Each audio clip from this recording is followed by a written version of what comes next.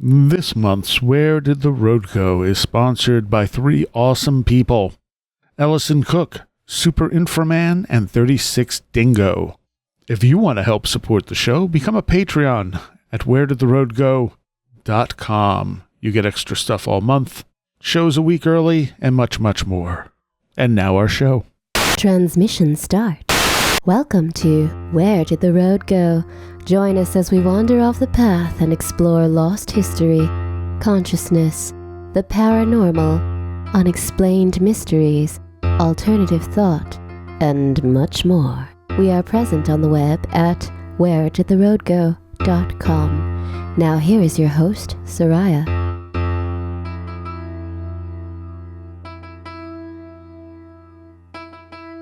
Welcome to this edition of Where Did the Road Go? And tonight I am joined by Mr. Christopher Ernst. Hey there, everybody. Super Inframan. Hello, hello. Sometimes known as Saxon. Sometimes known as Saxon.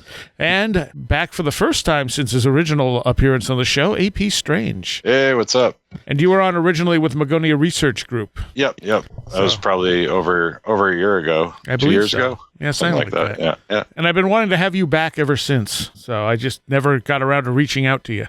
Well, that's very nice to hear. I'm glad I made an impression. You're going to have to tell people the story of your name. Oh, right. Okay. Okay, so when I first wanted to kind of reach out to like a public sphere on Twitter and have people to talk to about all the weird stuff I've been reading about for my whole life, I decided to pick a name for the Twitter account to anonymize myself. I tried to pick something grandiose and kind of arcane sounding, and came up with aficionado prodigiosus, which to my mind just kind of meant like somebody with really good taste in bizarre and outstanding stuff, you know? Yeah. So, and then the full title was Purveyor of the Strange was like the secondary part of that. But then people just started calling me AP, and AP Strange became an easier to spell, pronounce, and remember name. So that's kind of where that all came from. So I like it. I do. Well, I appreciate that, but I mean, I've mispronounced prodigiosus enough times trying to say it that it's kind of embarrassing. I'm like, I came up with that, and I can't even pronounce it. Well, I mean, the AP Strange. I like the feel of that. Yeah, I liked that too. So, like, when I started a blog, that's where that solidified, because I was like, I can't really be aficionadoprodigiosus.com. Like, that's not going to work. You wouldn't be able to find your own site half the time. Right. And neither would anybody else. Right. So, Exactly. if I want no hits on my blog, then I should call it that. So when I changed it to apstrange.com, I'm like, oh, that's got a good ring to it, pretty much. So that's what happened. Nice. Yeah. All right. And you're still technically involved with the Magonia Research Group, but you just aren't super active over there at this point? Right. Yeah. I mean, those guys do a lot of really cool things over there. That's part of it, is they just do so much. I can't keep up with everything in the Discord. There's always like new stories and discussions happening, and I just feel lost in there. And Discord isn't something, I was never really like a gamer or anything. Having multiple channels of stuff just happening all the time is just overwhelming for me. It's really hard to keep up with. But I like to dip in once in a while and just kind of look at the stories they're talking about, and feel kind of bad that I'm not as active as I used to be. But, you know, life and work and all the other stuff kind of take precedence. And that's kind of how I am with Discord. I mean, there's a Discord for Where Did the Road Go, which is linked on wheredidtheroadgo.com, but I don't jump in there very often, and I think that's a problem, because, you know, I'm not keeping it going because I don't have time, or I don't have a lot of time for social media, you know, like, and right. when I get in there, I'm not always sure like what to talk about. Like I can't Twitterify myself, for one. Like I don't have like short condensed, you know, things to post. Yeah, I totally hear that. I'm way more long-winded. Yeah. Yeah, problems get I that. have with social media very much so. I'm sorry. Go ahead, Saxon. Oh, I'm sorry. I didn't mean to interrupt you, Chris. I was just saying I'm the same way. I end up sharing more like, odd images I find or something like that because I want to write 3 paragraphs about a topic, but I don't have time to do that. So I just end up sharing goofy stuff out. Well, that's one of the reasons I liked Twitter to begin with. That was the attraction for me, was the character limit, because it was like it was almost like a writing exercise, teaching myself how to write more succinctly by confining it to a tweet. Right. Yeah. You're not the first person I've heard to say something similar to that, and it does make total sense. Yeah, because otherwise I'll just go off on a tangent and then I don't end up making the point I meant to make. And it really kind of has trained me to stick to the point. And I think, as I don't write as much as I would like to, but the writing I do now is better, I think, for that kind of exercise. So. I try to be more active in the Discord and stuff, but I go in there and either no one's posted in a while or there's so much posted, I'm like, I don't have time to read all this right now, much less comment on it after the fact. Exactly. And then, like I said, I feel bad because people, have joined it because they like Where Did the Road Go, and I that's awesome. I just wish I had more time to actually, devote to this stuff. Right. So I do have moments where I'll drop in and I'll just read a discussion. I won't comment, but the folks that participate in the Discord have some really interesting ideas and stories. Yeah. And so it's fun to read through. So I wish I had time to engage. So you are involved with something called Liminal Earth. Yep. And can you tell people about that? Sure. It began as Liminal Seattle a number of years ago, and it was basically like a crowdsourced project online to put using like Google Earth as a backdrop, or Google Maps. They have like a spread where you can drop pins on places where you had a weird experience. And I started following them when they were still Liminal Seattle. And then when they opened it up to Liminal Earth, I was like, oh man, I got to get involved with this stuff. Like their original idea was to have ambassadors all over the world that could like represent their area. So as soon as they mentioned that, I'm like, I call Massachusetts. So nowadays, the ambassador thing is a little less formal than it was. I mean, that was kind of a cool idea for a while. But now it's just become like this whole community. And they've the 3 main people behind it are Jeremy Puma and Garrett Kelly, who started it, and Bex Atwood, who's a paranormal investigator and scientist type. The 3 of them do a lot of the stuff together, and they get into a lot of really oddball, out there ideas that are really kind of creative and fun. And their whole idea is to re-mythologize the landscape, bring some magic and wonder back into the world. Mm-hmm. So I love them for that, and I love talking to them. And as a matter of fact, right now they're doing their Wednesday night UFO watch based on the idea that John Keel had of Wednesday nights being the best time to see one. Every Wednesday night they do a live stream where they're out looking for UFOs, and everybody's doing the same thing, and they can just sit there and chat with each other while they're doing it. So. I wonder if that data holds true nowadays, because I mean that was back in the early 70s, I think, that he made that observation. Yep. Yeah. I mean, it was in the Mothman Prophecies. Okay, I wasn't sure if it was that or the eighth tower. Yeah, it was the Mothman Prophecy. So I think it was based on the sightings. It may have actually just been the sightings that were happening in West Virginia at that time, or maybe just numbers at the time. So it would have been mid 60s, I guess, late 60s. Wow. But yeah, that is curious. I mean, when you look at the numbers, it's only statistically a little bit more on Wednesday nights. You can play a lot of games with statistics, but true. Whether or not it holds true, it's a fun thing to do. It's just, absolutely. Yeah. So where are they doing the live stream? Is it on Twitter, Instagram? Well, they have a Twitter and a Facebook, and they post the links up there. I think there's a separate website for it. And then there's like liminal.earth too, right? Liminal.earth is the map itself, and then that's where you can cruise through. You can find your area on the map and find any weird things that have happened in the area, or you can share your own stories on there and submit your own stories to the map, which of course we always encourage people to do, because it only just makes the map bigger and more fun. Yeah. Oh, that's so cool. So, yeah, It is very really cool. I really do love. I mean, I've always loved maps, and both in sort of the arcane way, but also just as like a, I don't know, as a device. There's something about them that's really interesting. Maybe it's that like Borges idea of, the map that exceeds the scale of the territory. You can get sort of philosophical about it, but I really like the liminal Earth map. It's very cool. I love how you made that arcane reference too, Chris, because the liminal Earth map makes me think of looking at an old, Renaissance era map of someone going across the ocean and seeing sea monsters and everything on Sure, yeah. and stuff like that. It's almost sort of like seems like there's a direct connection between there, if that makes sense. Well, they actually do. They have released zines and pamphlets in the past that are kind of that motif, like the old cartography motif. Yes. So it's really cool. Yeah. Oh, perfect. Yep.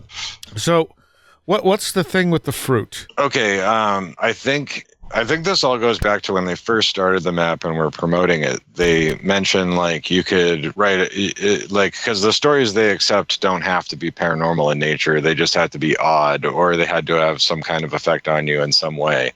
And they listed a bunch of different things you could report, like an interdimensional Bigfoot or a ghost or a UFO or a broccoli wizard. And I think they just made up broccoli wizard, whichever one of them wrote that, it just kind of came up with broccoli wizard off the top of their head.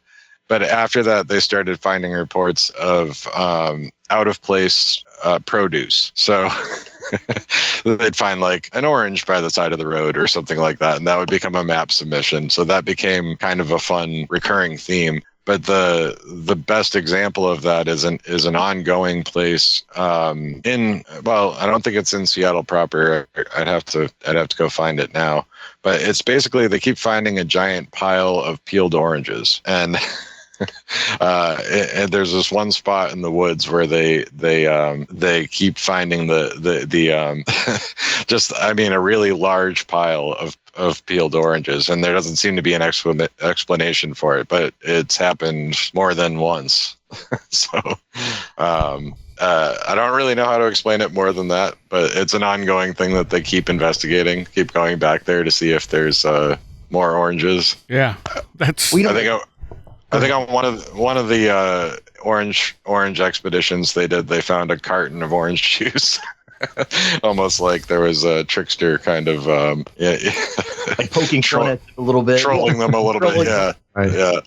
That stuff. It makes me think of like Fey offerings and what have you, like that. Oh, absolutely. Yeah. And I always kind of wonder, like, when you have the modern world encountering these things, what does that look like? And you end up with stuff like the carton of orange juice there, not just, the peels or the fruit or whatever, but something that's a little bit more like connected to contemporary times, I guess. Yeah. Yep. And I mean, I think we do have a fair amount of Fae related stuff on the map as well. That's definitely a thing that we talk about a lot. That comes up a lot in the Liminal Earth stuff is like fairy related sightings and stories. So Yep. Right. yeah. So. Have you yourself had a lot of weird experiences? Oh yeah. Okay. Most of them not fruit related. How strange. I was at work one day in Worcester on the street and found a random bag of marijuana on the ground and wondered if that might be out of place produce, but I guess that doesn't count. If you're familiar with my hometown, it's pretty on brand. So. So what's one of the weirdest things that's happened to you? Well, one that I put on the map, I consider this one of the weirdest ones because I don't really have a category to put it in, but basically it's a story of being struck by lightning. Oh, wow.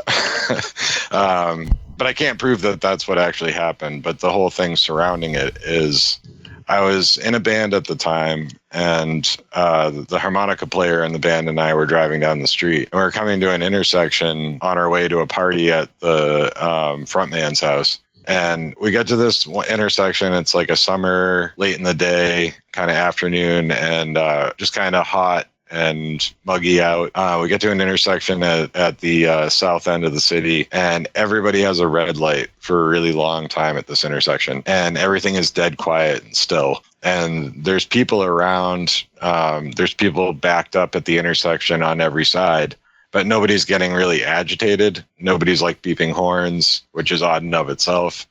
But you can kind of see it sink in with everybody at the same time that everybody's had a red light for a really long time. Yeah. And there's no crosswalk lights going on or anything. And the mood was kind of like the Oz factor. It's something that occurred to me later, is it just kind of seemed otherworldly and, you know, quiet, but not exactly peaceful, because it was a little disconcerting. And out of a bright sunny sky, all of a sudden it seemed like clouds moved in from every direction over the intersection that we were at. And the sky was, the sun was blotted out. Like, it got dark. This dark cloud just kind of formed out of nowhere over the top of the intersection. And there was a bright flash. I heard what sounded like a popping noise right outside my buddy's car. And it was like a huge crack of thunder all at the same time, pretty much. And then the sun broke through, the clouds dissipated, and the light turned green.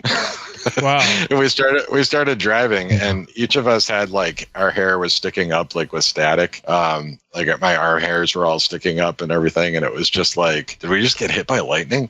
So we show up at the party and we go inside, and it's just like telling everybody that we got struck by lightning, and nobody believes us, because as far as they're concerned, it's just been bright and sunny out. There's been no clouds, no rain or anything like that. But I don't have a category for that, you know? Yeah. Wow. That is really interesting. You didn't affect electronics afterwards, did you? Well, no. I suspect that I have. Not that day anyway, but I always have trouble with electronics. Yeah. So. Well, even if you didn't get a direct lightning hit, I mean, if there's, you know, and again, I'm sure there are a bunch of people who want to poke holes in it because I'm talking about science stuff that I don't really understand. But, you know, electricity, there are a lot of ways that electricity can manifest itself. And it's quite possible that you got zapped, even if you didn't get like the full brunt of the, you know, the lightning striking you a la Man of War, Zeus, you know, sword to the sky. Well, later we looked and I realized that there was a piece of the undercarriage that was kind of dragging from my buddy's car. So, I mean, the car would have been grounded because of the tires, but that one metal piece touching the ground would probably be enough for it to get hit, you know, but we would have been insulated enough inside that I guess it didn't hurt us, you know, but... Could have definitely given you a charge. Yeah, right. Almost like you're in a Faraday cage with a car around you. Pop open that pineal gland. Yeah. Yeah, I mean, I got other stories that are more paranormal, but that was just weird to me because, I mean, getting struck by lightning is weird enough. But the fact that those clouds, like a giant black cloud appeared out of nowhere and that happened. Yeah, yeah. Did you notice any, like, before or after effects, like in the week after or weeks after or anything like that? Just around your life? I don't think so. And so the trouble with that is I immediately went to a party after, and those were in my rock and rolling days. So, like, putting together a proper timeline of events back then is nigh impossible. And probably you were already in a liminal sort of lifestyle anyway. Oh yeah, for sure. So yeah, it's like Jeff Ritzman would talk about on your show here. Where you're kind of living in a different, staying up late at night and doing all this other stuff. Like, the life of a musician is kind of outside of the bounds of what normal people do anyway, right? Yeah, exactly. Yeah. I think all musicians are shamans, especially when you get into, like, the flow state while you're playing music and things. I mean, 100%. Yeah, there's a lot of things that overlap there. It's the only time that I've, or not the only time, it's one of the times that I felt that that sort of loss of ego to some degree. It's different though. I mean, it's, different obviously than ethnogens or meditation, but I've totally been there. Yeah, man. Oh yeah. Yeah. I mean, I was the lead guitar player, so I'd get lost in the guitar solo, and I mean, I usually just I didn't feel like I was present on stage when I was doing that. Like sometimes when you'd really get into it, you just kind of unify with everybody else that's playing, you know, and you don't really feel like a separate entity. You know, you're all doing one thing. So yeah. Definitely something that I feel I realized that I've missed, you know, over the past several years, not having been playing live music with other people, even before the pandemic, you know, made things weird. Just the guys in the band that I was playing with, had been moving to separate. One of the guys lives in Portland, Oregon. Very hard to play together, and I realized that like I miss like that communication. It's like it's being able to communicate musically with other people in that way that you can do when you are with a band of people that you've been playing with for a long time. It's a very special type of communication, and it's something that like my body, I'm like missing it, you know, that nonverbal way of being with other folks. Yeah, absolutely. Yeah. And I mean, I don't even really play anymore because it was, I would feel that with some people I played with. And then I kind of got to write my own songs, and I'd have to like teach a band how to play them. And then, you know, you'd play it, it would sound fine, but you didn't have that same feeling that you got with the guys that you really got along with, you know? Yeah. No, it has to be. I mean, like any sort of relationship, it has to be a certain people that you can really get kind of lost, you know, or have that way of that nonverbal communication, and not like dictating, all right, I want you to do, you know, minor third here. Right. Yeah. So what would be more of your standard paranormal fare that you've experienced? Okay. I know last time I was on, I brought up the earliest one I had was a pair of luminous entities at the end of my bed when I was a kid that asked me a series of questions. And I think I remember not getting into it too much because I didn't want to dominate. Sure, yeah. So, that was my earliest experience, and it was something that kind of put me on the path that I'm at, you know, or on now. So, do you know what kind of questions they asked you? Very mundane ones. So I woke up and you get the pair of lights at the end of my bed. And what they were asking me was just basically like, who are you? And like, where are you? What is this place? Like very... It occurred to me later in life that they sound like the kinds of questions that a ghost hunter would be asking when they're trying to get EVP recordings. Yeah. Which made me wonder if this was like an echo from the future of ghost hunters that somehow are just communicating with me as a child in the past. Or another universe. Right. An alternate universe where there's ghost hunters and what they're getting is just, you know, 5-year-old me. On the top bunk of a bed that I share with my brother, you know. Right. But it was strange, and it was almost like I told them my full name, and when they asked where I was, I told them the complete address of the house, because these are things that, like, you know, when you're like 5, you learn you learn how to respond to adults when they ask questions. And that's kind of how I thought of it. But I had a playful thing with it. Like I kind of wanted to play with them. And then when they asked like why, I think it was more like why or what are you doing here? I was just like, well, it's my room. Like I live here, you know? And that's when they like started drifting away. So it was almost like declaring ownership over that space drove them off. So they started going out toward the window, and to me, it was like really unfair. I'm like, well, don't I get to ask questions? I thought we were playing a game here, you know? Like, yeah.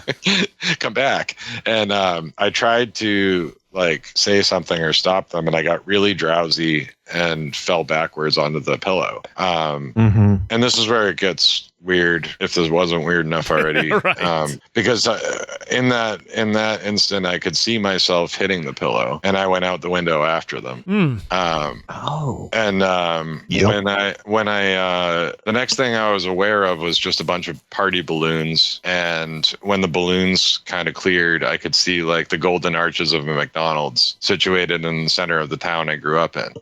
And then I woke up. So that part was a dream. And I thought about the whole thing as just being a dream. But a lot of it really kind of stuck with me. And I remember telling like my cousin about it. I probably told my folks and they probably brushed it off. I'm not sure. But the weird thing was that there was no McDonald's in the center of my town. I don't remember what was there when I was a kid, but I don't think really anything. Several years later, they built a McDonald's in the spot where I dreamed it was. Interesting. Oh, And I noticed that it was going up. And I made a comment about it. And my mom said, "Yeah, we're going to have your birthday party there in a couple of weeks." Because balloons. Right. It was yeah, exactly. There were balloons there when we had the party, and they had one of those like play places with the ball pit and all that other stuff. Because in the 80s McDonald's, you know. Oh yeah. That was the jam, man. Yeah. That's right. Hamburglar, all that stuff out there. But, yeah. Yep. So, I mean, and that's what really made me start thinking about that again. And it reminded me of that experience as a kid, was the fact that the whole encounter could have been a dream, right? Like where I'm encountering luminous entities, and then I astral project, and then all of that's just a dream, but it's still a premonition, right? So, to this day, I still don't know what that whole experience was, but I think that really opened my eyes at a very young age to a lot of possibilities, you know? Yeah. We don't even know what dreams are. I mean, Right. I hate, when I hear somebody say just a dream, and I mean this in support of you, like, I think that it's, that's very important. Yeah. Yeah. I mean, go ahead. I just said not just a dream. Right. Yeah. There's plenty of dreams that are just kind of like subconscious dumps of the day, or things you're stressed about. But yeah, dreams hold so much more to them. And there's so many different levels of dreams and so many different things I think that happen to us when we're asleep. Sure. Yeah. I mean, most of our day is just sort of, if you think about one's day in the conscious waking world, a lot of it is sort of reactive noise, in the same way that, you have that sort of these subconscious dumps. I think that, when you consider the dream state as having sort of this equal validity in terms of what you're getting, being relevant or, part of, even if it's a very hidden part of your unconscious. I've been trying to stress that a lot with people that I've been talking about, people I've been talking with. Yeah. Yeah, absolutely. Now, have you guys ever had premonition dreams? Oh, tons of them. Right. I have premonition dreams, but I also have dreams where I'm given information about things. Mm-hmm. Like they're not. Right. I'm not experiencing what's going to happen. I'm being given very specific information that then comes, that then hits a certain at a certain point. Right. So does that have a different feel to it though? Yes. Than your normal. Yeah. Okay. So that's how I feel too, because I've had other dreams that were premonitions, and it doesn't feel like a dream. Yeah. Right. Aside from the dreams that I've had, where I'm fairly certain that I've been astrally projecting, or whatever term you want to use for that, which really only happened mainly when I was a kid. As an adult, I've had a lot of these dreams where I'll have a dream about a very specific location, really like the amount of sort of emotional weight that I feel in engaging with these particular environments, and sometimes like the houses, particularly the houses and these like structures that are in there, that are within these houses. It's very complex, but I guess the long and short of it is that I've had numerous dreams of this ilk, and I'll wake up with this really strong image in my head and these really intense feelings. And then maybe like 2 years later, something will happen that has nothing to do with that particular dream or the structure, but it will spark those emotions, and I will start thinking of the structure and sort of, the images from that dream. And I haven't had anything that is, like the imagery from the dreams hasn't yet resonated completely, or resonated or seen anything sort of like isomorphic here in the waking world. But I don't know, I've got some years ahead of me, so we'll see. Oh yeah. This will sound heavy, but I don't worry about it. But my dad passed away when I was in college, and he'd had cancer for a bit. And I would have dreams where he and I were getting together to go build a house for him to go to. And it was one of those things where like, well, you're the only person that can come here with me to get this ready. But those are the dreams I had before he passed away. And of course, the whole time we didn't actually think he was going to die, but he did. But a lot of my relationship with dreams and lucid dreaming or astral projection or whatever stem from around that. Wow. I mean, there is this notion, particularly I think in some Buddhist interpretations of death, that you are, and obviously, what we know of Egyptian practices, this idea of building the house, or like building something for yourself to exist in the afterlife, be it like, you have to build the diamond body, or, there's, you're building sort of these palaces for your afterlife. But I have heard too, from the strange people that I know and the circles that I grew up with, things like that are similar to that, but more in that in the afterlife, you essentially are creating your own reality. And this is not a new thought. I mean, this has been people have been thinking this for thousands of years. But I do think that there is something to that, this idea of building building that space that you occupy for, whatever it is. Maybe it's in between reincarnation, if not reincarnation, who knows what else. So that to me, I guess, AP seems there's like weight to that seems significant. Well, if nothing else, those connections, yeah. If nothing else, it's a wonderful metaphor for right. Yes. Yeah. Oh yeah, for sure. Transforming into another. Yeah. Totally. Yep. Yeah. All right. Yeah. So I want to hear more, because these are really fascinating. You have really interesting paranormal experiences. Oh, okay. So dig up some more. I had some more recent ones in the past couple of years, like disembodied voices. That was pretty interesting to me. Where my line of work takes me to a lot of odd spots, and there was one that I was in a hospital, and I heard somebody call my name from right behind me, and turned around, and there was nobody there. And I guess I didn't set that one up as well, but it was just weird to me because I was in a locked room by myself, just trying to do some work. And there was somebody walking by in the hallway, and I heard it was just like a soft, like woman's voice, just saying my name very gently, and hesitantly. And for a moment, like I knew I was the only one in the room. So for a second, I didn't even bother looking around. Then I'm like, nope, that sounded like it was right behind me. I turned around, and nobody there. And I had something similar like that happen in a church basement a few months earlier, where I thought it was an electronic voice that was related to a alarm system that was in there, because I kept hearing this beeping. But it was a voice that came out of a alarm clock radio that wasn't on and wasn't plugged in. It just came out of the radio speakers on it. And it basically said either say or pray Hail Mary. So I'm in the basement of this church, and I'm just poking around in a basement, and I hear this electronic voice say pray Hail Mary right behind me. And I'm like, that's a weird thing for the alarm system to say, because, I'm trying to play around with the sound in my mind. Like, could that have been system armed, or, something that you'd expect to hear from an electronic source? But come to find out, the beeping I was hearing was from the smoke detector, because the battery was dying. And the only speaker in the room was this little alarm clock radio with the cord wrapped around it, and the digital, like, no power going to it, basically. But it came out of that speaker. Yeah. So those are just two disembodied voice experiences I've had in the past couple of years.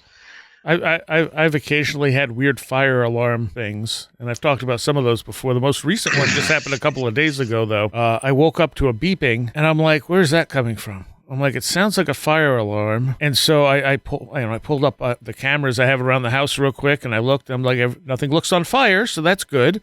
And I got up and I realized it was coming from the basement. So I went down to the basement, and there's actually 2 fire alarms in the basement. The one I put in most recently was beeping. Now, the basement, actually, at the moment, it has like a crosswind through it because I have the doors open, trying to dry everything out still because it just never dries down there. And so there's a wind going through the basement. There's nothing on fire, and this fire alarm's going off, and I tap it. It goes off. It stays off. I go back to bed. As soon as I fall back asleep, it starts beeping again. So I get up. I go downstairs. I tap it. It goes off. I take it down. I bring it upstairs to the library. I toss it on the shelf. I go back to bed. Half an hour later, it starts beeping again. I'm like, oh, come on. And it waited until I fell asleep to beep. And then I go in there, and the button's not turning it off this time. And I'm hitting it, and I'm hitting it, and I'm like, okay. And it's one of those that's supposed to last 10 years. The thing's not even a year old. And there's no easy way to open it. I literally had to rip the cover off of it and cut the battery wires to get it to shut up. Wow. And then when I went back to sleep, I had a bizarre array of dreams for like the next half hour to 45 minutes where I didn't know if I was awake or asleep. Oh, those are the worst. But also the most interesting sometimes. Yeah. Well, I was just going to say, I don't think that any electronics warranties or guarantees apply to you. I mean, that's not the weirdest fire alarm story I have, but it's just like the fact, I mean, it very easily could have been defective. I opened it, and when I opened it up, it was perfectly clean, because that was the other thing. I'm thinking, well, what if, a spider got in there and made a mess, and that's what's setting it off? But no, it was pristine inside. I'm like, why are you ringing? But it was the weird dreams that I had after I finally cut the wires that kind of stood out to me. Yeah. And I keep having dreams that it's snowing here in August. Huh. Like, I wonder what that means. I don't know. 3 or 4 times I've had dreams where I look outside and it's snowing, and I'm going, it's freaking August. What's going on? And everyone else is like, yeah, whatever. Wow. Let's hope that's not some sort of nuclear winter. That's where my mind went to. Yeah. Right. Probably been reading the news too much. Well, then I'm looking at the weather for like this week, and it's like 85 during the day, 50 at night. I'm like, well, that's not that far off. Right. Wow. Yeah. Like, that's one hell of a jump. That's not that abnormal up here in New England, though. Yeah. That's pretty par for the course up here. So I'm thinking, maybe if you had just the right weather system, it might maybe hail instead of snow. Right. Where you get the frozen stuff hitting the ground that almost looks like snow. I don't know. The other catastrophic thing it could be is a volcanic eruption. Right. That's right. just ashes. Yeah. Maybe ash. Yosemite finally rises and erupts. Yeah. Well, in the dream, it was definitely snow, and nobody was particularly concerned. Maybe that's just your general feelings about people ignoring Maybe. crazy weather. And one of them, I was just trying to take pictures so I could post it. I'm like, it's freaking snowing in August. So you know what? Let's take a quick break, and we'll come back and talk to AP Strange some more. Okay. I want to take a moment here and thank all of my Patreons for making Where Did the Road Go what it is.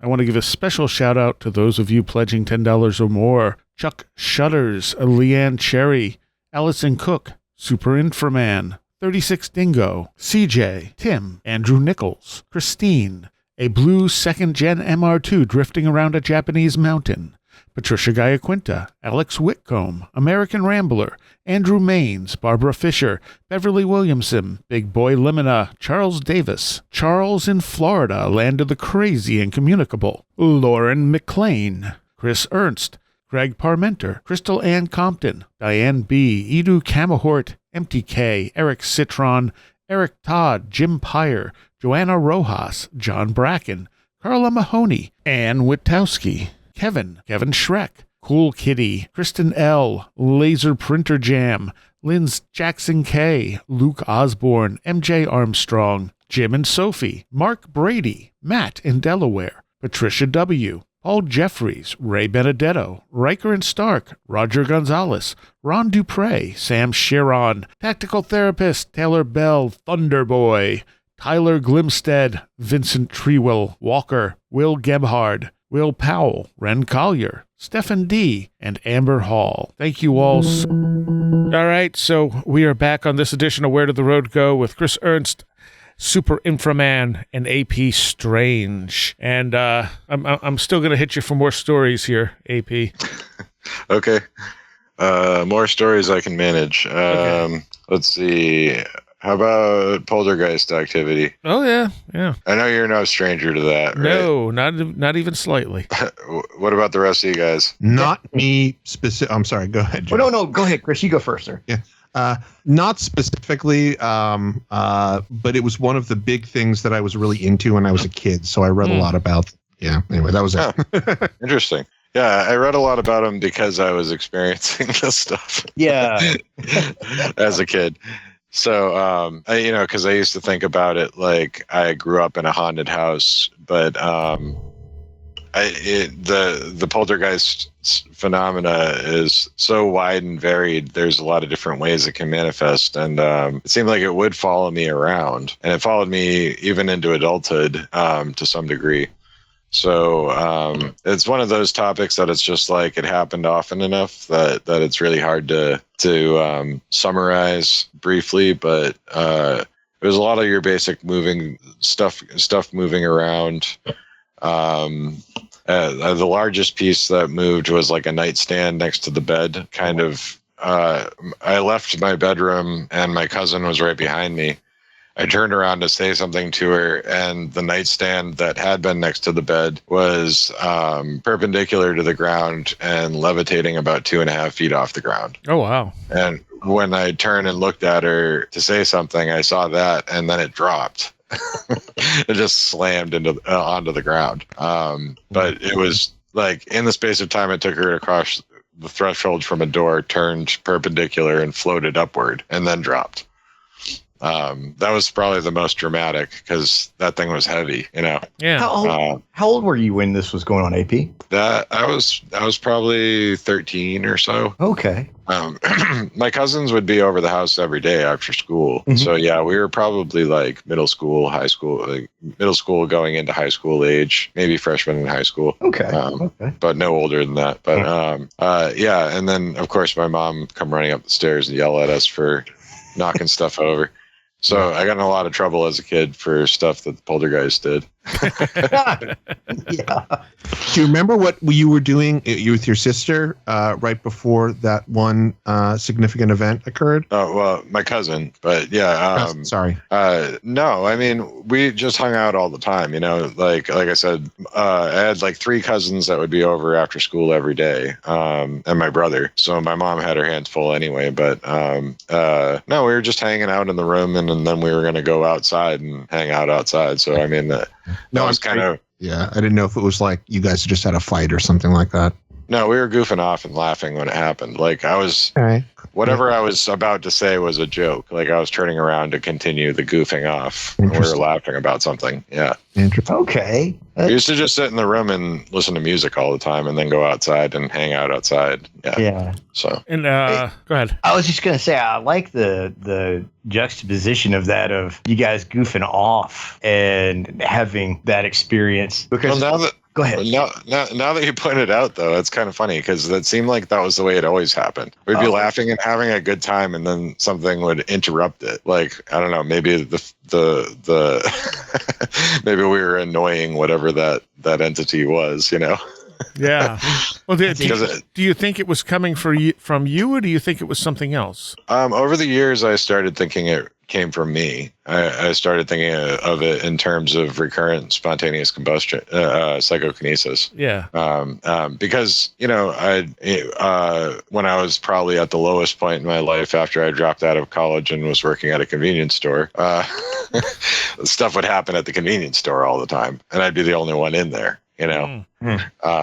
And that's kind of like later than a lot of people have the effects follow them. I feel like the classic poltergeist story is when you have a couple teenagers in the same place or pre-adolescent, but then when they grow up, it changes and they never have it again. I mean, for me, it went well into adulthood. I don't know that that's that unusual. It's just that they don't tend to track it like that. Like there's definitely a that sort of puberty component that adds stress, but I think those people still have experiences later. They're maybe not as strong unless they're in a really stressful situation, and they may not connect it to the earlier ones. Yeah, and I mean the weird thing about that store too is Years later, I went in there and asked the kid at the counter, do you ever see anything weird in here? Because I used to work here and I'd see weird stuff. And he goes, oh, what, like the slush puppy ghost? And I was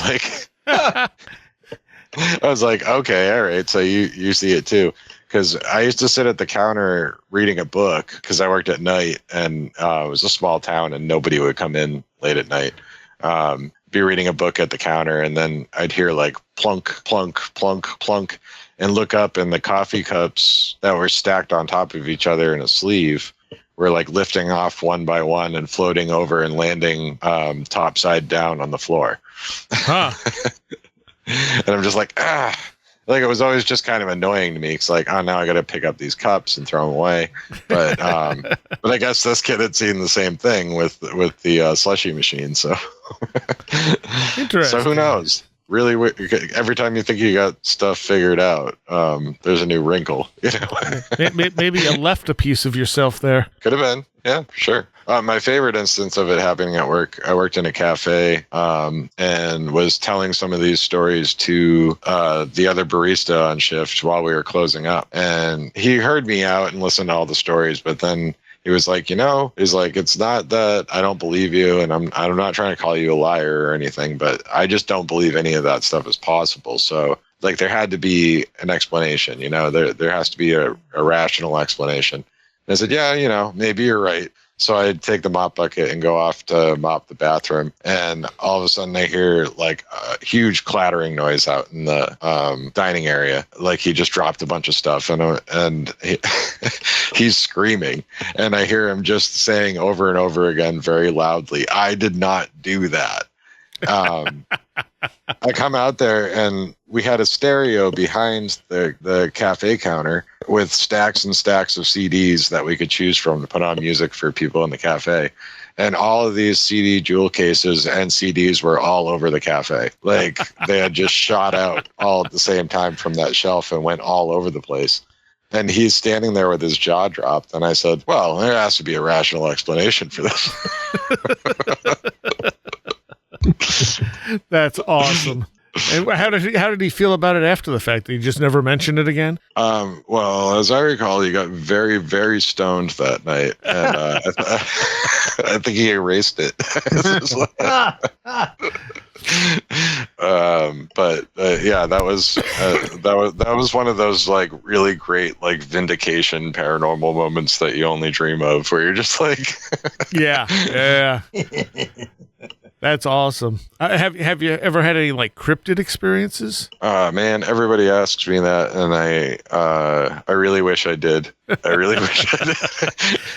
But I'm not at the point of making up stories, because cryptozoology was another big early interest of mine. It's like when I started reading about the poltergeist and stuff, maybe even before that, like a lot of kids, I loved dinosaurs. So the Loch Ness Monster was like an obsession of mine. Oh, yeah, me too. Yeah. And Machilium Bembe, like those stories, like, and growing up in the 80s was a good time for that anyway, because we had a lot of movies that had, you had like Harry and the Hendersons, that movie Baby. Do you remember that movie? Yes. Yeah, totally. I remember that with the Brontosaurus. That's right. Hey, here's one. This wasn't a cryptid movie, but do you remember the movie Explorers? Yes. Yeah. I think so. Yeah. I watched that just a few years ago, and it was still good. Yeah. That one was a big influence on me.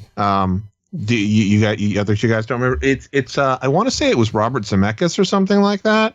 It was one of those guys. And it was like River Phoenix and a couple of other kids, I think, of that age. And essentially what was happening, the crux, spoilers for a movie from 1984 or whatever, they're getting transmissions from an alien source that tells them how to build what essentially amounts to this sort of 0-point force field that allows them to create rudimentary crafts that can then be encapsulated in the force field and launch into outer space, where they meet up with the alien ship. Yeah. But it was very like, it was taking all the sort of like current UFO stuff at the time and boiling it down into something that, a grade school kid is going to dig.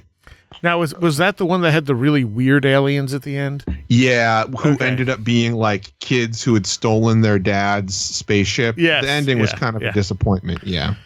But it was still it was interesting in the respect that like they were creating this stuff, and like I think it was a police officer or something that saw it, right. And then when he finds it, it's just junk because the technology they're using is not there, and he's like, I don't understand. Yes, because I'm thinking this is so dead on to the paranormal, to UFOs, to all this stuff where you got like this weird thing happened. It's right here, and it's just normal stuff, you know. Yeah, that's always stuck with me in thinking about like if somebody were to talk about the ETH, hypothesis, and we're talking about that, when we were doing the show with Miguel a couple weeks ago, if the ETH hypothesis were something that I were interested in sort of pursuing more, I feel like that might be the way to go down is to think about, nuts and bolts objects that are nothing like craft, but create something that allows for the travel that we see. You know what I mean? Yeah. Which even when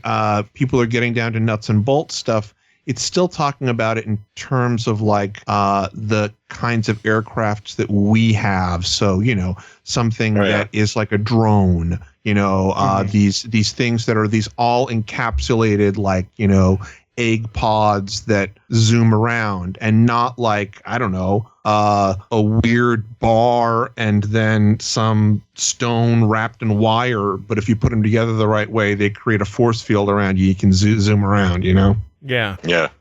So I guess that brings us to any UFO sightings, AP. Yeah, well, I had one weird UFO experience that I really don't know how to account for it.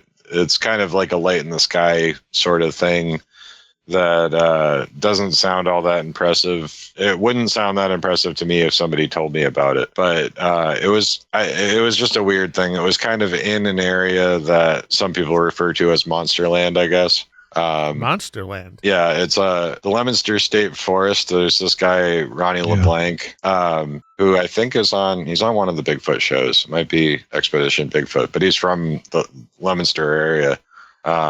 And I guess they have a lot of Bigfoot sightings in there that are also, they see like orange orbs associated with them. So what I saw was in a pull-off area off of Route 2, kind of near there in Gardner, Massachusetts, and it was like late at night. And at the time, I was always every weekend driving my son back to his mother's house. I'd get him for the weekend, and then I'd have to drive Route 2 all the way to Vermont and back. And this one parking area was like kind of the last leg of the journey. I'd get out, stretch my legs, and have a cigarette. And I was by myself, and it was like February, and it was about 9 degrees out, and the wind was really crazy. Worst kind of night to be driving, where like your eyes feel sleepy because the heat's been hitting you in the eyes for 2 hours. Right. But I got out and looked up at the sky, and I remember at the time I had gotten my son into the podcast, Welcome to Night Vale. Mm-hmm. So that happened to be what was queued up next in my podcast rotation. And I saw this light in the sky just moving across the sky. It was like a red light, like almost like a laser pointer kind of light. And I was like, well, that's kind of weird. And I'm like, I don't know what that is, but it's just moving in a straight line. And I'm thinking to myself, if it, it's not as though it made like a 90-degree turn that without slowing down. And it did that just right after I thought that. And I'm like, what? You got to be kidding me. And then it started doing like figure eights and like doing the falling leaf kind of zigzag. And I'm like, all right. It's like, what? Can this thing like read my thoughts or what? What's going on? So I didn't really know what to do with that. And like I said, it was very cold out. So I'm standing there watching it. I'm like, if this is a drone, that means that there's some drone operator out here in like 9 degrees without counting the wind chill weather, like 10 o'clock on a Sunday night. Like, yeah. Like doesn't really sound likely, but like right about that time that's when the Welcome to Night Vale episode kicked on, and it said it was the beginning of that episode had a line like red light blinking in the sky, like the future is uncertain, something like that. Yeah. It's one of the early episodes. And just Cecil's voice coming out of my car's speakers as I'm standing there looking at this red light in the sky, talking about a red light in the sky. That's beautiful. And I'm like, this is all just too weird, you know. Then I'm like, well, I guess I'd be remiss if I didn't try to get a video of it. And it was just too small. It just like wouldn't work. And after a while, I just kind of got bored of it because it's like, what are you going to do? So I left. But I couldn't stop thinking about it really. And I had to tell at least my son and my wife about it. And like I said, I traveled that route all the time. So the next week when I picked him up, we stopped there together and it was there again. And for a little while, it was like we kept seeing it in that one spot. And I'm like, there's got to be something about this area. Like there's a reflection from like a nearby airport or something. I don't know. But I went to pick him up at his friend's house in Marlborough, Vermont one night, and I saw it up there. It's just the same red light doing the same kinds of maneuvers. And I had to like get my son's friend's mom to like look at it with me. Just so I'm like, you're seeing this too, right? Like that's not a normal thing. It's just a red light that's doing loop-de-loops and circles and figure eights. Like, what could that possibly be? Right, you know? right. Yeah. After a while, I went back to the rest stop, and they had installed a ton of lights. Like it used to just be dead quiet there, but they put up a bunch of lights over the parking spots. And after that, you couldn't really see the sky, so I stopped seeing it. But yeah, it was kind of a weird red dancing light that I had these weird synchronicity kind of interactions with. Yeah, that's the part that's really kind of awesome. Yeah, I've had that increasing in my life over the last couple of years, I think. You guys know Stephanie Quick? Yeah. Oh, yeah. Yep. She's always doing like synchronicity style stuff and experiments with it. And I think ever since talking to her, because we talk all the time, but the synchronicities just bump up to the point where it's such a common occurrence that you're like, okay, well, I don't know. Should I mark that one down? Should I even bother recording these anymore? Right. Because it's almost stupid how frequently it happens to me now. So yeah, and a lot of times they're little synchronicities. Yeah, just little weird coincidences that seem like they probably shouldn't have happened. Yeah, or they happen a little too much. Right. Or if it happened in a movie, you'd be like, that's just sloppy writing. You know? Right. Or lazy writing. Right. It had to happen the other day where I was complaining about the Beat generation of writers to my wife because, I don't know, like, might be an unpopular opinion, might be a hot take. But I know a lot of people. There are people that are fans, but I was basically complaining about the beats because I like poetry and I like literature, and I could never really get into most of the beat stuff. Not for lack of trying, and I was complaining about it, and particularly zeroing in on Kerouac. And we're driving to the flea market, and I pretty much said my piece and finished my little rant about how overrated he is. And the clip in between songs, for some reason, was a bit from a Kerouac poem. It was just a recording of him reading a poem, and I'm just like, is this effing Kerouac right now? It just pops up on the radio right after I was talking about how much I really don't like his writing. Took personal offense, sounds like. Yeah, Kerouac just appeared from prick beyond the ego, you know? You did. Yeah. Yeah. Well, an unearned one, some might say. Yeah, exactly.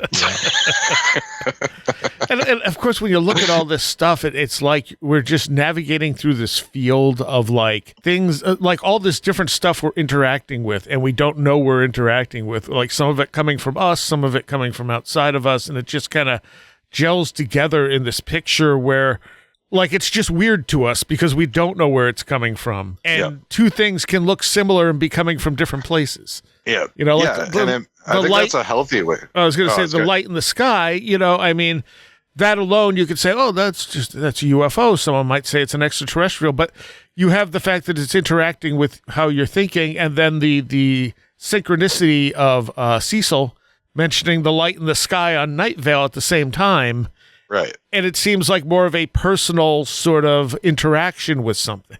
Yeah. And so yeah. what part of that, and is all that one thing, or is that one thing then being influenced by another thing, then being influenced by another thing, and coming together to form this picture that looks like it's one big connected thing, but in reality, it's just reactive? Yeah, I mean, this sounds like a pretty good unified theory of everything that you're talking about. The synchronicity.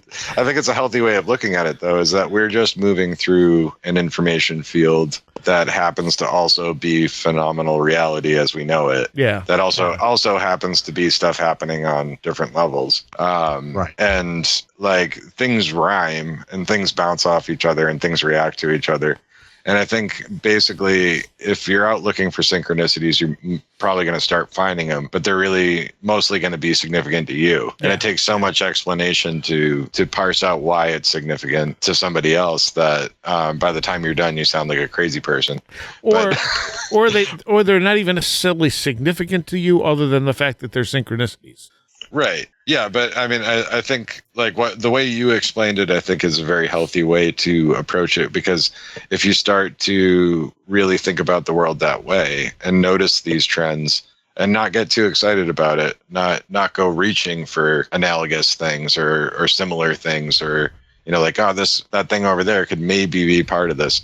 If you just kind of observe, you start to realize how much all these things kind of connect together in ways that most people would never even really think about or consider, because people have their horse blinders, you know, and for good reason. I mean, it's productive to really, you know, I guess someone like me has had trouble in the past by not focusing as much as I maybe ought to, but yeah, a lot of people, I think, would start noticing how weird reality is if they would only sit and look at it that way. You know? Yeah. I want to take a moment here and thank all of my Patreons for making Where Did the Road Go what it is. I want to give a special shout out to those of you pledging $10 or more: Chuck Shutters, Leanne Cherry, Allison Cook, Super Inframan, 36 Dingo, CJ, Tim, Andrew Nichols, Christine, a blue 2nd Gen MR2 drifting around a Japanese mountain, Patricia Giaquinta, Alex Whitcomb, American Rambler, Andrew Maines, Barbara Fisher, Beverly Williamson, Big Boy Limina, Charles Davis, Charles in Florida, Land of the Crazy and Communicable, Lauren McLean, Chris Ernst, Greg Parmenter, Crystal Ann Compton, Diane B., Edu Camahort, MTK, Eric Citron, Eric Todd, Jim Pyre, Joanna Rojas, John Bracken, Carla Mahoney, Ann Wittowski, Kevin Schreck, Cool Kitty, Kristen L., Laser Printer Jam, Linz Jackson K., Luke Osborne, MJ Armstrong, Jim and Sophie, Mark Brady, Matt in Delaware, Patricia W., Paul Jeffries, Ray Benedetto, Riker and Stark, Roger Gonzalez, Ron Dupre, Sam Chiron, Tactical Therapist, Taylor Bell, Thunderboy, Tyler Glimstead, Vincent Treewell, Walker, Will Gebhard, Will Powell, Ren Collier, Stephen D., and Amber Hall. Thank you all so very, very much. We live our entire lives knowing that death awaits us. Many believe that some part of us endures. Eyewitnesses swear to have seen spirits of the dead haunting the living, and even appearing during alien abductions. Is the UFO mystery reaching out to us from beyond the stars, or from beyond the grave? This staggering implication demands not only scrutiny of the UFO phenomenon, but near-death experiences, ancient monuments, ley lines, the Fey folk, cryptids, and more. I'm Joshua Cutchin. I'd like to invite you into the Ecology of Souls, a new mythology of death and the paranormal, a comprehensive theory of all things supernatural framed through the lens of our final transition. Join me as we journey from the depths of prehistory to the present, from the outer space of the cosmos to the inner space of the self. Ecology of Souls, Volumes 1 and 2, now available from Amazon in print and as a combined ebook. Welcome to the Ecology of Souls. Are you fascinated by UFOs, the occult, strange history, and more? on October 14th through the 16th at SIR Nashville. The Strange Realities Conference 2022 will take place. 3 days of exploring the mysteries of the supernatural, history, UFOs, the occult, and much, much more.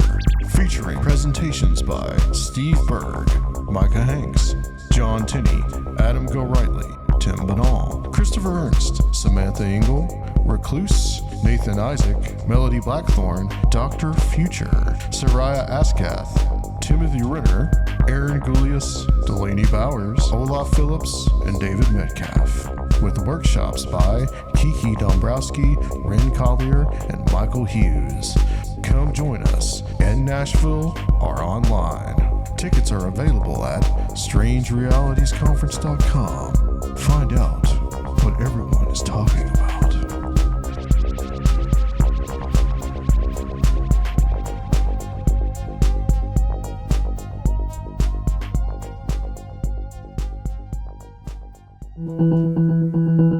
So, I want to do a Patreon segment with you guys in a little bit here. I got a bunch of old weird stories to talk about, but AP, you when I was asking you about coming on, you had one in particular that's really crazy that you wanted to talk about. We have time, I think, for that right now. Yep. And okay. The other thing I was going to say is that I'm going to have you back at some point. The book we were quoting from that was in the Mysteries of the Unexplained book, Alien Animals, you have and have read. Yep. And a listener, Matt, had sent me a copy of it as well. So we'll have you back and we'll pick some stories out of that book in a future date. Because, that there were some interesting ones in the Mysteries of the Unexplained coming out of there. Oh, yeah, for sure. And that's a really fun book. I think you'll like it a lot. So, yeah. Cool. Janet and Colin Board. Yeah. And I have to thank Matt Festa for finding a copy. He read it and then he sent it to me. So, and how about that cover? Yes. The cover art on that book is phenomenal. Well, you're talking about just a picture of Nessie or Champ or whatever it is. Oh, maybe you have a different one than I do. The one that I have has it's basically like Bigfoot with an alien big cat jumping out behind him, and like an owl man flying overhead, and Nessie's in the background. Yeah. It's got like a little of everything. This is this is a picture. That sounds pretty cool. Yeah, it's really cool. It's an awesome book cover. Just Google. I'm looking at. Excuse me. It was so intense that I actually swore. I apologize for that. Yeah, it's great. It's like a Frank Frazetta. It's like Bigfoot leading the Avengers of cryptids. Yes. This is fantastic. That's why I bought the book originally, because I found a picture of it online, and I'm like, any book with a cover like that I must own. So I tracked down a copy and bought it. But yeah. So, yes, we'll have you back and we'll talk about, mine does not look like that. Wow. The copy I have isn't even showing up. Interesting. Maybe you got like a weird reprint or something. Maybe, yeah. Or maybe that was just the hardcover edition. I don't know. Well, anyway, let's do this story here that you have from is it the 1800s? Yes, 1895. Although the events took place several years before that, I guess, according to the article. Okay. No, this was actually that day that I had that Kerouac synchronicity. I went to the flea market, and it's a hit or miss flea market. I don't always find stuff there, but this guy had a stack of old newspapers, and I bought a bunch on the off chance that there was something weird in them. And I got this one. It's hold on, I got the name of it was the Saturday Blade from Chicago, Illinois, January 5th, 1895. So it's not too often I find papers from the 1800s at a flea market, so I had to buy them. Yeah. And I found this story in it. And I think they really bury the lead by just the title is Green Moon. Yeah. Barely possible that it's made of sage cheese. And then again, it might have its origin in the exuberance caused by too many absinthe cocktails. Anyhow, it's green, and it reminds Greenbergers of the moon, which some years ago shed a sickly light on Johnson's sawmill. So basically what they're leading with is the moon looked green for a lot of people, and I ended up finding that this was reported around the world at the time. Oh. The moon had a green hue. Okay. So something in the atmosphere, most likely. Right. And this was only a couple of years after Krakatoa exploded, so okay. I'm assuming that's why. But I guess this story came up because citizens of Greensburg, Indiana had seen a green moon before. For some time past, well, not just a green moon. Hold on to your hats. This one's a weird one. Yeah. For some time past, a large green moon has been visible to the citizens of Greenburg. It can be seen between the hours of 10 and 12 at night, and is the cause of no little excitement. It brings back to memory of the citizens a huge green moon several years ago, similar in appearance, which could be seen about midnight hanging apparently over the Johnson sawmill in the south part of the city. A strange phenomenon kept dangling back and forth high in the sky and seemed to be anchored to the mill shed by a large illuminated rope. It was a horror to all who saw it, and none dared to go near it. Finally, two boys, John Thompson and Willie Turner, who were known for their daring, decided to investigate the matter. They went together, climbed upon the shed, and at the same time they both laid hand on the rope. They fell directly, as if paralyzed, and were found on the roof unconscious the next morning. When they regained consciousness, it was discovered that the hair on the right side of Turner's head, which was naturally black, had turned green, and that on the left side of Thompson's head had turned fiery red, was hot, and shot sparks out of it. Every 12 hours, the color of the hair would change, being vice versa. First Turner's red, Thompson's green, then Thompson's red and Turner's green. The boys became a wonder to everybody. But one night, an angel appeared to the boys and bade them again to go to the mill shed and touch the rope. But they both arose from their beds and at the same time, in their sleep, went to the mill, climbed the shed together, and at exactly the same time, they both took hold of the rope. They instantly awoke and felt very curious and foolish at finding where they were. Upon touching the rope, their hair immediately changed to its natural color, and they went home sound in both body and mind. That is seriously one of the craziest stories I've heard. Yeah. It just keeps getting crazier. Yeah, too. yeah, that's the thing. Wow. I should have saved my swear for that. It was, like you sent it to me and I'm like, oh, green moon. Okay. And then I read it later on and I was just like, what the hell? Right. So then I looked on newspapers.com and it seems like this exact story was pretty widely shared verbatim at the time. And actually a little earlier, other papers were sharing it. So it got to the Chicago Blade a little later than some of the other ones. But I love the fact that I have it in actual print from the time. Yeah. You can find other clippings of it on newspapers.com from, 1894, because this was January, so they were only like a month ahead or something like that. But the only difference I've found in any of the articles is that some of them have a line about like scientists and doctors coming up from Cincinnati to look at the boys while their hair was a different color and dubbing it a genuine phenomena. But other than that, it's like that verbatim article made its way around. So I feel like I want to make a short film that just has that happen. Yeah, why not? Right? You can make a really cool, like artful film of just those events. Right, yeah. Like a 10, 15-minute thing. I mean, the obvious answer is that it's probably completely bogus. Like somebody just made this story up. But but it's, I don't know. I don't know what to make of it at all. If any amount of it is true, it's pretty weird. Yeah, and it's such a crazy story to make up. Right. That was my thought on it too, because we have a tendency to tell stories that have a beginning, a middle, and an end with sort of a resolution of some kind, right?